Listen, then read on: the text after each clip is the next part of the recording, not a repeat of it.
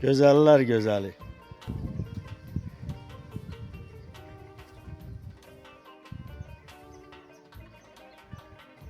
Canavar diye canavar.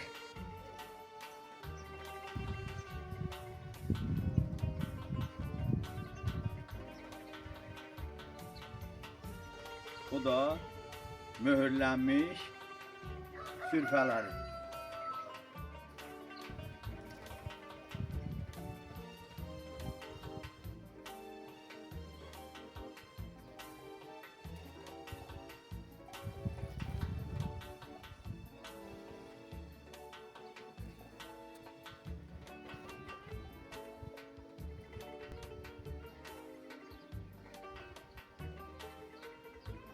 Salam dostlar, her vaxtınız xeyirli olsun. Bugün 4 May 2026 il. İnşallah ana arılarımızın satışına başladık. Bəzən telefonda sual verirlər. O mayalıdır, mayalanır.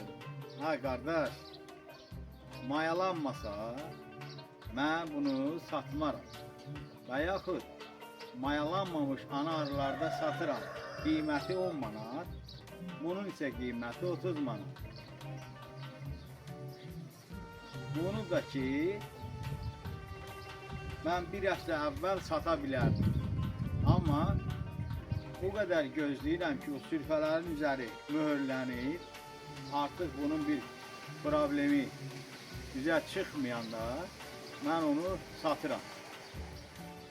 İndi telefonda danışanda biraz diqqətli olmaq lazımdır. Elə ağzına gələni danışmaq lazım deyil.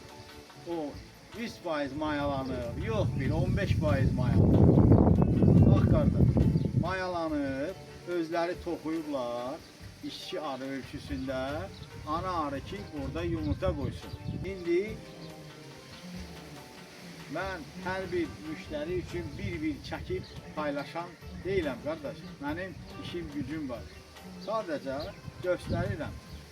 Bax budur. Ana arılar belə mayalanıb, belə yumurta qoyur.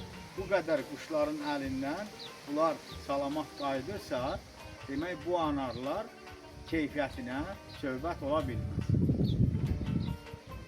Həm də ki, bax hardadırlar. Kərpic